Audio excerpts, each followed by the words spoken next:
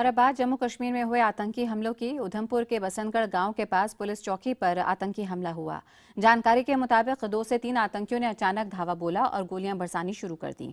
इस हमले में 2 पुलिसकर्मियों के जख्मी होने की खबर है। वहीं पुलवामा में भी मुठभेड़ में सुरक्षा बलों ने लश्कर के 3 आतंकियों को मार गिराया। मारे गए आतंकियों से भारी तादाद में गोला बारूद बरामद हुआ है। इस इलाके में आज भी सर्च ऑपरेशन जारी है। और यहाँ पर फिलहाल तस्वीरें आपकी टीवी स्क्रीन पर हैं। शहीद जवान रॉकी के पार्थिव शरीर को जब उनके गांव यमुनानगर लाया गया, और आपको बता दें कि कल शाम में क्योंकि उनका पार्थिव शरीर पहुंचा है उनके घर, तो अंतिम संस्कार नहीं हो पाया।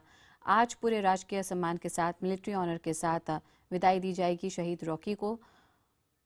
और आइए सीधे रुख करते हैं हमारे सहयोगी अमित चौधरी का। अमित, क्या अपडेट आपके पास है? कब तक संस्कार पूरा किया जाएगा?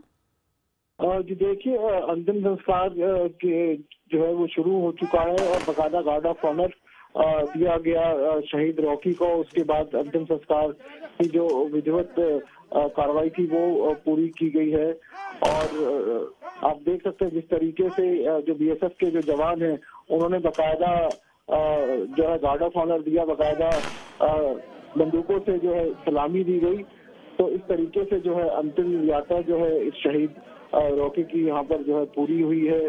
हालांकि सुबह जब उनकी डेड बॉडी पहुंची थी तो कोई भी राजनेता जो है हरियाणा का नहीं पहुंचा था। किसी तो परिवार में जो है काफी नाराजगी इस चीज को लेकर दिखाई थी। और जैसे ही लोकल एमएलए पहुंचे थे तो उनको भी काफी उन्होंने भला बुरा कहा था।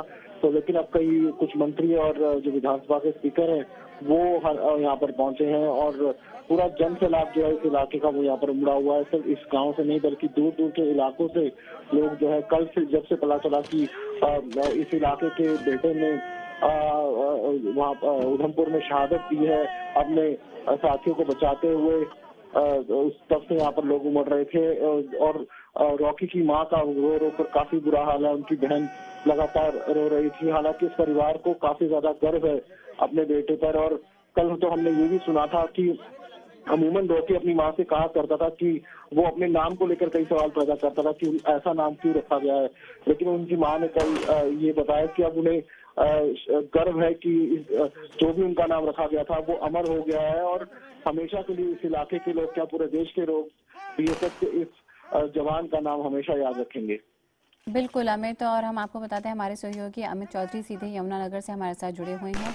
ये तस्वीरें हम आपको दिखा रहे हैं जब शहीद जवान रॉकी को, जो कि 33वीं बटालियन के कांस्टेबल थे और जिन्होंने उधमपुर में यहाँ पे आतंकियों से लोहा लेते हुए देश के नाम अपनी जान न्यौछावर कर दी, आज पूरे राजकीय सम्मान के साथ, मिलिट्री ऑनर के साथ उनका अंतिम संस्कार किया जा रहा है। यहाँ पे बंदूकों की सलामी दी गई है, राजकीय सम्मान में शोक ध्वनि, और फिर यहाँ पर एक शहीद के जिस्म पर देश का तिरंगा, ये राष्ट्रीय सम्मान। और साथ में आप देख सकते हैं किस तरीके से यमुनानगर में गांव के लोग उमड़ पड़े हैं अपने इस सपूत को, इस जांबाज को याद करते हुए इस अंतिम विदाई में, उसके अंतिम दर्शन के लिए। अमित, जाहिर तौर पर शोकाकुल होगा पूरा गांव, रॉकी का परिवार। आप मुखातिब हुए होंगे उनके माता पिता से, रॉकी के बड़े भाई से, गांव वालों से, कैसे याद कर रहे हैं सब रॉकी को आज? अमित, अगर आप तक मेरी आवाज पहुंच रही हो।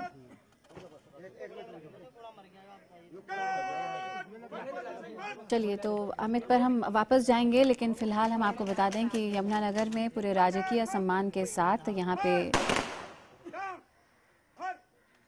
अंतिम संस्कार किया जा रहा है रॉकी का। और इन क्षणों में आप देख सकते हैं सभी गांव वाले यहाँ पर उमड़ पड़े हैं अपने हीरो को, अपने सपूत को, इस जांबाज को याद करने के लिए।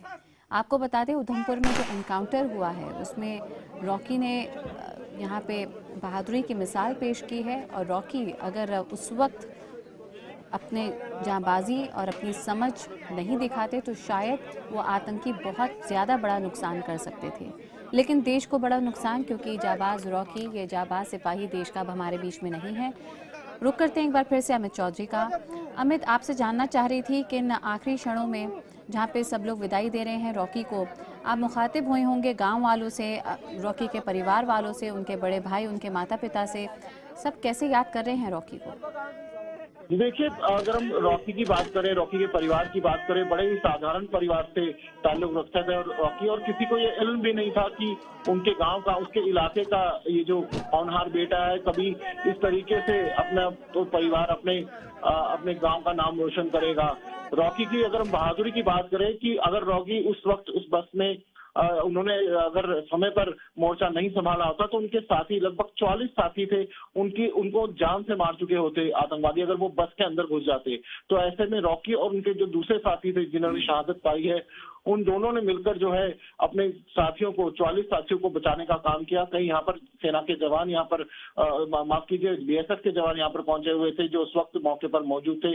उन्होंने बकायदा विवरण दिया कि जिस वक्त हमला हुआ उस वक्त सिर्फ रॉकी जो है वो हथियारबंद थे, उनके पास सिर्फ हथियार थे, और उन्होंने किसी भी हालत में बस के अंदर चढ़ने नहीं दिया आतंकवादियों को, और उनको दूरी रखा। और जो उनके दूसरे साथी थे उन्होंने बस के दरवाजे को बंद करके रखा ताकि कोई टेररिस्ट अंदर आ ना पाए।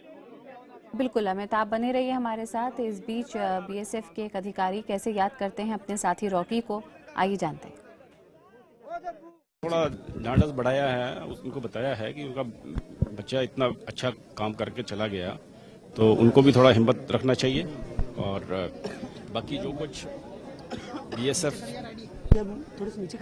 जो भी स्कीम्स हैं वेलफेयर की, वो हम उनको प्रोवाइड करेंगे जो भी कुछ हो सकेगा। आइए आप भी हमारे साथ देश के इस शहीद जवान रॉकी को याद कीजिए। IBN 7 का शत शत नमन बीएसएफ के कांस्टेबल रॉकी को।